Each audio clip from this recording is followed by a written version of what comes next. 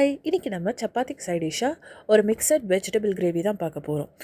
Vegetable கிடையாது, mixed vegetarian items வச்சு ஒரு கிரேவி. முதல்ல மஷ்ரூம் அதை 4ஆக கட் பண்ணிக்கிறோம். அப்புறமா பேபி கார்ன் அதையும் ஸ்லிட் பண்ணிக்கிறோம்.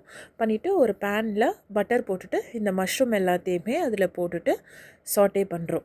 மஷ்ரூம் நம்ம பட்டரில் போட்டு சாட்டே பண்ண அந்த மஷ்ரூம் எல்லாமே வந்துட்டு தண்ணி விட ஆரம்பிக்கும் அண்டு குட்டியாகவும் ஆகும். நம்ம இப்போ போட்ட சைஸில் வந்துட்டு பாதியாக மாறும்.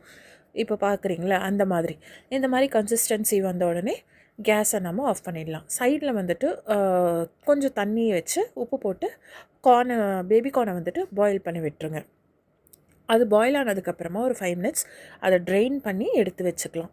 இன்னொரு பேனில் எண்ணெய் ஊற்றி ஆனியன்ஸ் போட்டு இது வந்து அந்த கிரேவிக்காக நம்ம பண்ணுறோம். அதுக்கப்புறமா அதில் கொஞ்சம் ஜிஞ்சர் கார்லிக் பேஸ்ட்டை போட்டுட்டு ரெண்டுத்தையும் ஒரு நல்லா குக் பண்ணுறோம்.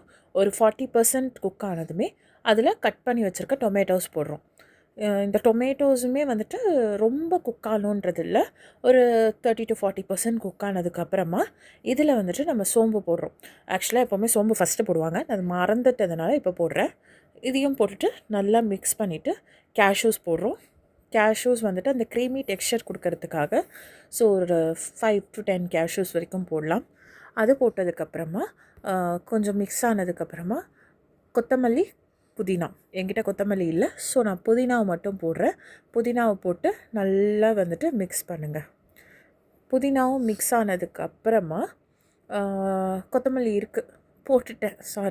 கொத்தமல்லியும் போட்டு நல்லா மிக்ஸ் பண்ணுங்கள்.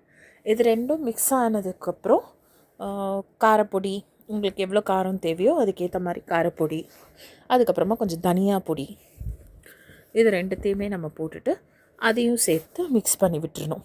இது எல்லாமே நல்லா ஒன்றோட ஒன்று பைண்ட் ஆகி ஓரளவுக்கு ஒரு 80 to 90% நல்லா குக் ஆனதுக்கப்புறமா இதை நாம் ஒரு மிக்ஸி ஜாரில் போட்டு அரைச்சி எடுத்துக்கலாம். முதல்ல கொஞ்சமாக தண்ணி விட்டு அரைச்சா போதும், ஏன்னா நம்ம கிரேவிக்கு வந்து தண்ணி போட்டு தான் செய்வோம். அதுக்கப்புறமா அதே பேனில் கொஞ்சம் பட்டர் போட்டுட்டு இது வந்துட்டு அந்த பட்டை, மசாலா, கிராம்பு அதெல்லாம் இருக்கும்ல, ஸோ அது அப்படியே போட்டால் எல்லோரும் எடுத்து வேஸ்ட் பண்ணி கீழே வச்சுருவாங்கிறதுனால எங்கள் வீட்டில் நான் எப்போவுமே இதை அரைச்சி வச்சுருப்பேன். அதை வந்து எல்லா கிரேவிஸ்க்கும் நான் போடுவேன். போட்டதுக்கப்புறமா ஆனியன் போடுறேன். ஸோ ஆனியனும் அதுவும் நல்லா குக் ஆனதுக்கப்புறமா இந்த மிக்ஸ் பண்ணி வச்சுருக்கோம்ல கிரேவி, அதை வந்துட்டு போடணும். அந்த கிரேவி போட்டுட்டு வாட்டர் ஊற்றி கன்சிஸ்டன்சி வந்து நம்ம அதுக்கேற்ற மாதிரி அட்ஜஸ்ட் பண்ணிக்கணும்.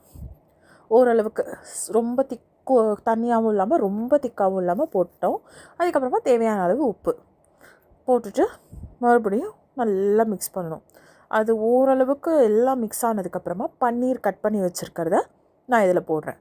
போட்டுட்டு ஒரு லைட்டாக அந்த ஒரு கொதி வரும்போது இந்த பேபிகார்ன் நம்ம பாயில் பண்ணி வச்சுருந்தோம் இல்லையா, அதுவும் அந்த மஷ்ரூம் நம்ம சாட்டே பண்ணி வச்சுருந்தோம் இல்லையா, அதையும் உள்ளே போட்டுடணும். உள்ளே போட்டுட்டு நல்லா மிக்ஸ் பண்ணிவிட்டு மறுபடியும் ஒரு கொதி வர விடணும். அப்பப்போ கிளறிட்டே இருக்கணும், இல்லைனா கிரேவி வந்து திக்காக இருக்கிறதுனால கீழே அடி பிடிச்சிடும். ஸோ அதை கலந்து விட்டுக்கிட்டே இருந்தோன்னா கொஞ்சம் கொதி வந்ததுக்கப்புறம் கஸ்தூரி மேத்தி போடுறோம். போட்டுட்டு உங்களுக்கு கொஞ்சம் லிக்விடாக வேணும்னா, எங்களுக்கு திக்காக தான் வேணுன்றதுனால இந்த கன்சிஸ்டன்சி மெயின்டைன் பண்ணியிருக்கேன். உங்களுக்கு கொஞ்சம் தண்ணியாக வேணும்னா கொஞ்சம் தண்ணி ஆட் பண்ணிக்கலாம். அதுக்கப்புறமா இந்த கிரேவி நல்லா கொதித்து வந்துட்டதுக்கப்புறமா கேஸை நம்ம ஆஃப் பண்ணிடலாம். நம்மளோட மிக்சட் வெஜிடேரியன் கிரேவி ரெடி. சாப்பிட்டு பாருங்கள்.